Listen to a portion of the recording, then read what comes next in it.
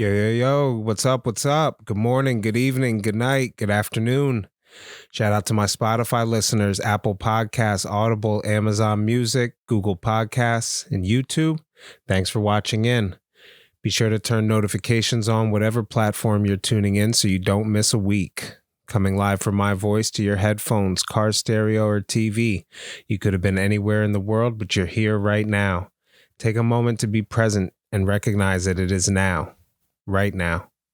Whether your right now is working, running, exercising, cleaning, laying down, flying, driving, be grateful we're alive.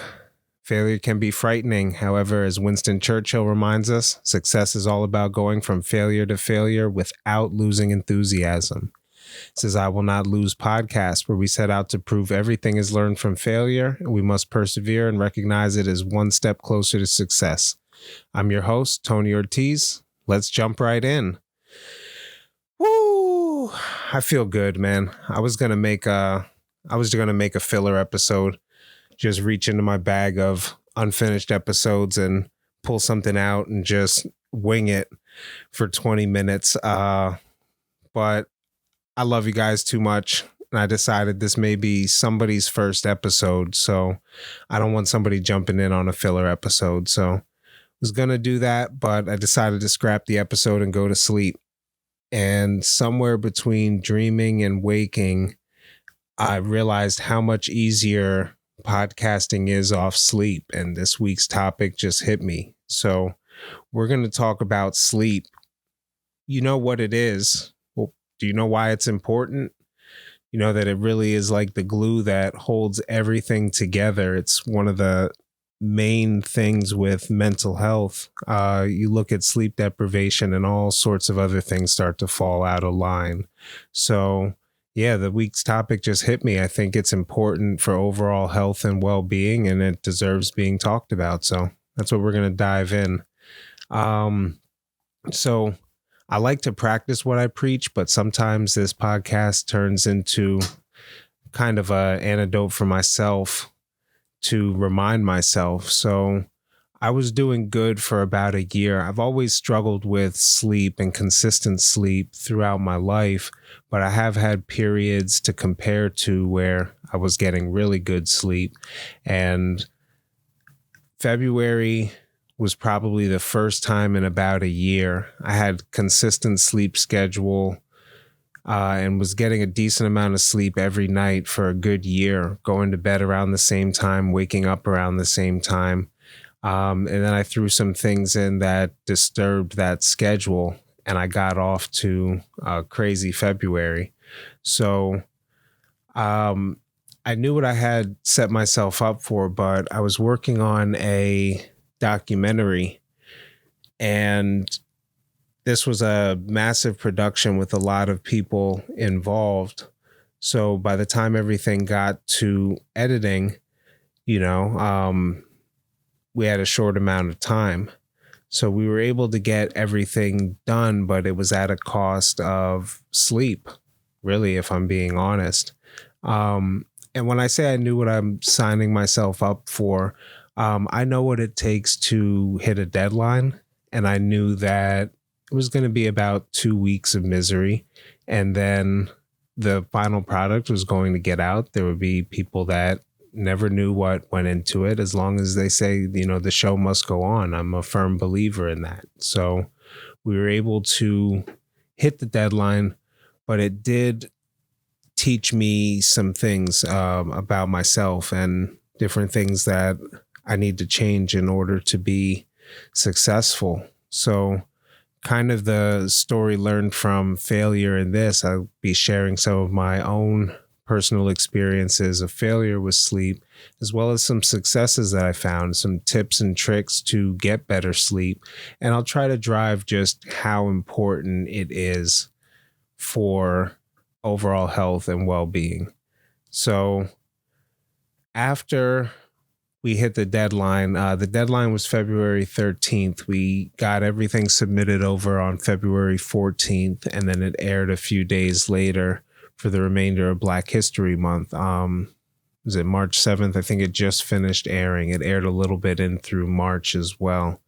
But that week, I decided to fly to Atlanta, really just for a change of pace and had an opportunity. My wife had a hotel out there, so was a didn't have to worry about lodging. So spent a few days there. Did bring my laptop, so I was able to work and did get some good work done. But overall, took a day to relax. Went to the National Center for Civil and Human Rights. Um, I believe I'm getting the title right, but that's in Atlanta, Georgia. That was an absolutely mind blowing experience. I may do a whole podcast about that, but one of the biggest things I took from it was the freedom of speech, that not everybody has it. And so being able to put out a podcast from a place of love, from a place of, wanting everybody to succeed and hoping that they can take something from this, this is a privilege to be able to put content out, and so I don't take my words lightly. I never really have, but I did add a whole new weight to what I do, why I do it, who I do it for. So getting sleep over the next couple of days forced me to make some changes in my life that I'll go into the next couple of days. So when I first flew down, the first day or so was pretty rough because I didn't actually arrive in Atlanta till around 1. So I probably got off the airport, got to the hotel maybe around 3. Now I slept on the flight. I slept in the airport. So I got a decent amount of sleep, but it was rocky. It was over different periods of time. One of the ways sleep works is you go into cycles. So when you get a short amount of sleep, you don't get all the way through. And not to get into it, but that's part of the reason when you go back to sleep after you wake up, you start a whole new sleep cycle. And that's why it's so difficult to be rested and energetic. So having a consistent start and wake time, sleep and awake time is definitely some advice. We can get into that with some of the tips. But after that first day, I got a good night in a nice bed in a hotel. For me, sleeping in was like 8 or 9 a.m. So I think I was up at like 8 versus 5:30 or 6:30, which I'm doing now. So that was nice. Was able to be on a different schedule than my normal schedule. So just kind of going with the flow, seeing different sights, just taking things in. It's amazing how much more fruitful your waking hours can be when you have good sleep. I mean, everything is just off. So when I am not sleeping, there's negative consequences. I mean, beyond just feeling tired and exhausted, there's no focus. There's a difficulty in concentrating. So I like to tell myself, if I'm going to stay up late working on a project, I'm pretty much sacrificing some focus for the next day. If I lose sleep, then the next day is going to be less productive. So did I really get more done? I take tons of breaks in my work, be it a 20-minute break or, walking away from something for an hour or walking away from something for a day and just revisiting it after you sleep. That's always been a part, even if I didn't acknowledge it, that's always been a real part of my routine. So as I put pen to paper and actually journal this stuff, it's like, wow, that really makes a ton of sense. So it's not worth the trade-off to lose sleep or stay up. I mean, if something is due, I get it, but there's all sorts of productivity techniques to not let something be looming and overwhelming to the point where you have everything is urgent and important. Everything has to be done right away. Everything has to be done. That's a difficult position to be in. But so what steps did I take to improve my sleep schedule? Setting a consistent bedtime. This one was pretty big for me. So I'll usually go to bed when I'm tired, which might be around 8:30 or 9 p.m. I'll start to lay down. I might be in bed by 9:30. If I find myself working and it's around 9:30, 10, that's when I'll start like a bedtime routine. If I'm not already exhausted and ready for bed, like if I spent my whole day creating or concentrating or moving from place to place, I'll usually be pretty tired. But if I have to create a relaxing pre-sleep routine, I'll do that. It might be throwing in my earbuds and putting on like binaural beats or something. There's all sorts of, you can do some research, theta waves, beta waves, delta waves, different tones that you can listen to. And you put that in with some noise isolating headphones and lay down. Don't look at any screens. There's a big study on essentially not looking at blue light before bed. So your cell phone, your laptop, the TV screen. I'm not the greatest culprit of this. I think we leave a TV on in sleep mode, but you'd really want no light at all. And the blue light, it keeps you awake. It messes with your brain. I'm not going to go a ton. Let's just say it's bad for you. Maybe I'll plug something or put in the description more about blue light, but this is mostly about sleep. And I'm just telling you, avoid screens for a good hour before you go to bed.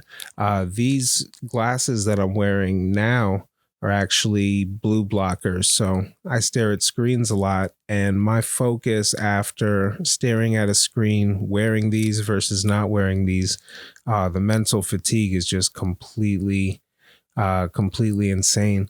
You can turn your screen blue light off, and it kind of looks real yellowy. I know a lot of people work with that. They work with low blue light mode on. I personally don't, just because I'm working with colors and video. The yellow tint really screws up what I do for work. So as a remedy, I wear these blue blockers to help combat that. So if I am going through something, or I don't like to get into checking emails, but if I'm doing something mindless like scrolling Reddit and I'm still awake, I'll wear these blue blockers while I'm scrolling. But another big thing that I did was I switched to 4 days. So my main contract that I act as I work 9 to 5 at, I went from working 5 days there to 4 days. So I'm going to be off Fridays, mainly as a move for work-life balance, just being able to have some personal time, get some things done, work on some different stuff. I'll go into how I spent last Friday in a little bit after we finish up on the sleep stuff. But getting back to having full sleep, oh, it's night and day. I mean, when you get your sleep schedule on track, for the past year, I was able to manage all my deadlines, start a podcast. I did take a break for a while from social media, so I didn't feel that need to go through that at night. That constant need, like that feeling of missing out when you're like lonely and you want to see what other people are doing. Or maybe you just look to social media for distractions, see what other people are saying and get in the conversation. But I did take a long break from that last year. I'm slightly back on social now. I'm slightly active on it. Doesn't take up a ton of my time, but the increased energy level, it's amazing. Going to bed at 8 and waking up at 4:30 or 5. I mean, you're still getting your I'm good on about 6.5 hours of sleep. So when I'm actually laying down, I know I'm going to be to bed in the next half an hour. I'll set an alarm for 6.5 or 7 hours out, and wake up then and start my day early, start doing my morning routine, make coffee, walk the dog, get showered, get dressed. And then once everything's together, I have some time to create, journal for the podcast, catch up on emails, do some things like that, and then be downtown at 8 a.m. Having that schedule allowed me to really concentrate the 3 or 4 hours of free time that you have every day towards growing things, towards putting things together. And honestly, one of the things that I'm going to get back into is gaming more. I like to play strategy games, and it's nice for my mind.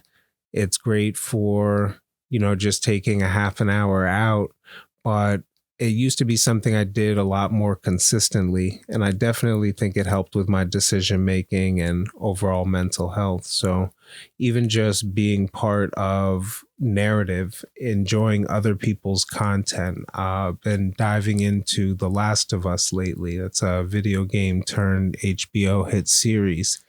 So taking time to do things that aren't necessarily focused on creation, it gives me more time and more focused time when I'm actually creating to be more productive during that time.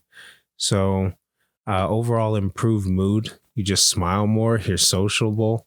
You're not in a terrible mood in the morning.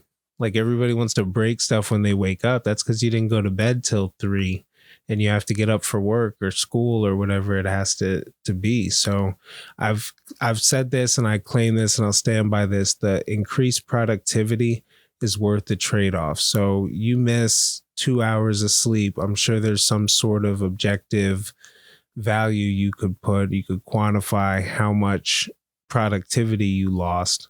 But I can just tell you it's not worth the trade-off. Get good sleep, produce well.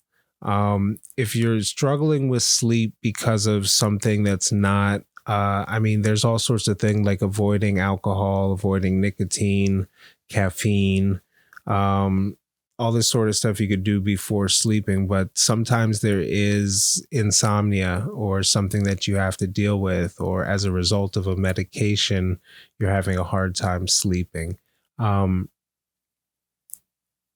That's definitely real. There are lines you can reach out to. There's just people available 24/7 that you can just talk to, because you might start to go a little nuts if you are sleep deprived for a day or two. All sorts of terrible things can start happening. And a lot of times when there are cases and somebody has crisis called on them or something, there's sleep deprivation, like not enough. I forget who the quote is by, but it's a great quote that not enough attention is paid to the lack of sleep or sleep deprivation when it comes to mental health. So in other words, you could be sleep deprived and they could misdiagnose you for having some sort of mental ailment. So it just throws all your chemistry off when you don't sleep. When you go to sleep drunk, you don't actually finish all the sleep cycles. You don't go into REM sleep. So you're not actually doing the healing part. So you could pass out, sleep 10 hours. You really didn't get much sleep. So that's one thing to avoid doing. And even on weekends, have your consistent sleep schedule. Like just because it's Friday or Saturday night and you go to bed at 8:30, 9:30, 10:30, you don't have to stay up till 1 or 2, that might throw you off and then you might have trouble getting to bed the next night. So prioritize sleep over all else. It's one thing I try to do. I've gotten at least the last week or so, I've been pretty good, actually really good. I've even taken naps during the day. So I'm pretty caught up on sleep. I'm glad I didn't wing the podcast yesterday and we could put together some concise thought, because if you're a first time listener, thank you for listening. Make sure you subscribe and follow. If you're coming back, I love you guys. Thank you for tuning in. I had Johnny Melendez, mentioned him in the first podcast, as a childhood friend. I know him since kindergarten. And these are actually his mics. He donated them when I said I was wanting to start a podcast. And I've since bought some, but he hasn't taken them back. So he he hadn't tuned in for a little bit, at least not in season 2. So I was showing him what the podcast looks like, and he was actually in the studio seeing the stuff we added to it. So it was really cool Friday, taking some time. And he actually brought over SM7B, which is a really nice mic. It's a Shure mic. And it's great for vocals. It's like the ultimate podcasting mic, but we started dropping some bars, man. We were rapping. He set up the studio right over there, right on a little desk. He just had the whole thing in his backpack, pulled out the interface, the cords, XLR cables, and set up a little studio and put something together. So I'm sure we'll put that out. It's just some hobbyist stuff, having fun. But this was the first time in, I'd have to say, 11 or 12 years that I was in the studio doing this. So just the process of writing, having fun. It was funny. I dated myself. I was like, do you need me to print your lyrics? He's like, we have smartphones. Like, what are you talking about? I'm like, oh man, that's right. So I'm going back to 2000s and the way we made music then. So it was insane. But we also did, I'll probably drop it as some bonus content. We recorded a quick episode just trying out the 3 camera angles and having some different guests. And then my son came through. So Jaden was here kind of producing. He was working some of the cameras. So we just had fun creating, putting some stuff together. Just, it was really reminiscent of my 20s. Just creating, being in front of a mic, the power of recording. So that was really pretty cool. So we're going to start to land the plane here in a second. I just have to go on a quick rant. Tipping culture is absolutely out of control. Some places you go, the minimum you can tip is 20%. It just asks you, do you want to tip 20, 25? Now, normally standard, at least the way I know it, 20% is if somebody does good. If you give them 20%, that's like they did excellent. So if you give them more than that, that's like absolutely wow. I typically give more than that. If the bill's less than $20, I'll tip 50%, but usually around 25, 30%. Even if you did somewhat bad, just because I know how, at least in our economy, people rely on tips. But when I go to Panera and I get my own cup and I do the self-serve and it asks me if I want to tip the team, it's like I haven't even seen the team.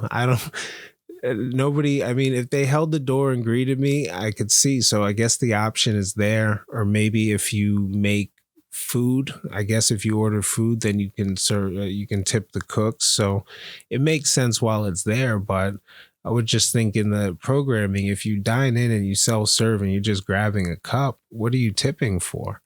It makes an all sorts of awkward conversation when, I'm cool with tipping at Starbucks, even if I get it. The drinks are expensive. That has nothing to do with it. If somebody's making your drink, that's a skill. And you can go to different Starbucks and they make your drink different. So your Starbucks, your local one that you go to, that the person greets you every day, knows your drink and makes it, drop them a tip.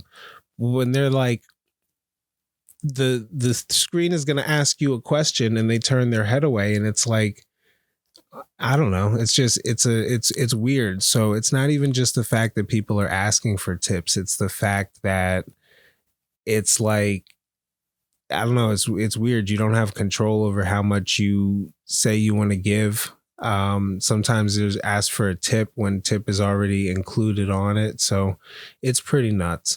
But that being said, Going to throw the QR code up there if you want to throw your boy a tip for putting the podcast together every week. We're throwing together a digital tip jar. So it's linked through PayPal. You can go ahead and do it. Also, if you go to tothedesigner.com/links, there's a link to the donate button. It's really just anything as small as buying me a coffee. You could tip $1. You can tip towards putting together equipment, towards making the show better. I have a list of all sorts of things that your donation goes towards, kind of like a mini sponsorship. So we're making that available. Shameless plug. Other than that, this is I Will Not Lose podcast, stories of success learned from failure. To support the show, you can visit shows.acast.com/I Will Not Lose. Subscribe in your favorite podcast player. Share the episode link. Leave a comment. Your contribution is appreciated. As always, thank you for listening.